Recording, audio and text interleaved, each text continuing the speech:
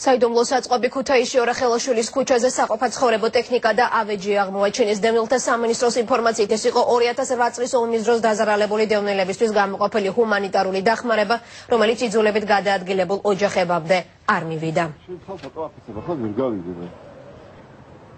თორნიკე ხურციძე მუშაობს დღეს თემაზე, რამაც ახლა ქუთაისიდან პირდაპირ ეთერში ვთქვათ. თორნიკე, უფრო კონკრეტულად რა ინახებოდა საწყობში და რას აცხადებენ დევნილთა სამინისტროში?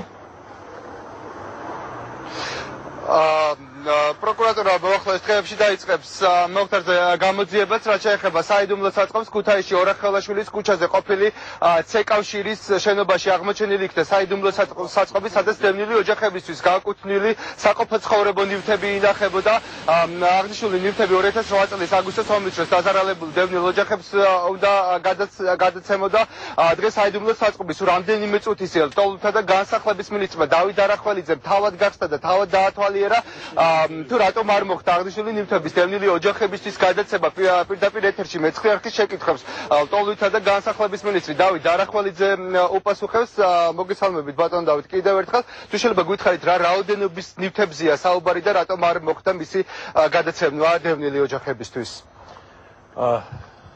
აქ აღმოჩენილი იქნა 32 კომპლექტი, მაცივარი, ტელევიზორი, საძინებელი კომპლექტი და სხვადასხვა საოჯახო ნივთები. თუ რატომ არ მოხდა მათი გადაცემა დევნილებისათვის, ვისთვისაც ეს განკუთვნილი იყო და არ მოხდა ეს 4 წელზე მეტი ხნის მანძილზე, ეს კითხვა მეც მაქვს და ალბათ ამ კითხვაზე პასუხს გასცემს გამოძიება, რომელზედაც თქვენ ისაუბრეთ. ხოლო დევნილები კი, რომელთაც დღეს ჩვენ დაურიგეთ ანალოგიური ტვირთები იგივე პარტიიდან, რომელიც 2008 წლის დაზარალებული დევნილებისათვის იქნა შეძენილი და აღმოჩენილი იქნა თბილისში და გორში, ჩაუტანეთ ზუგდიდში და ფოთში დევნილებს.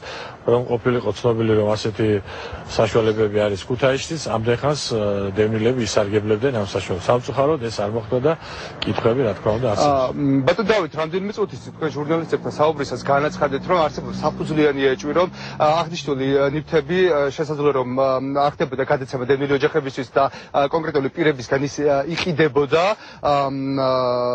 და კონკრეტულად ვის ევალებოდა აღნიშნული საწყობების კონტროლი და მოხდება თუ არა კონკრეტული პირების პასუხისმგებლობის საკითხის დაყენება?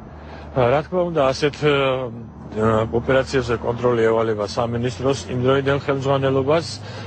ის რომ ჩვენთვისაც აი 5 თვე გავიდა და უცნობი იყო ამ ნივთების არსებობის შესახებ, ესეც კითხვებს ბადებს და ამ კითხვებზე რა თქმა უნდა გამოძიება უნდა გასცეს პასუხი.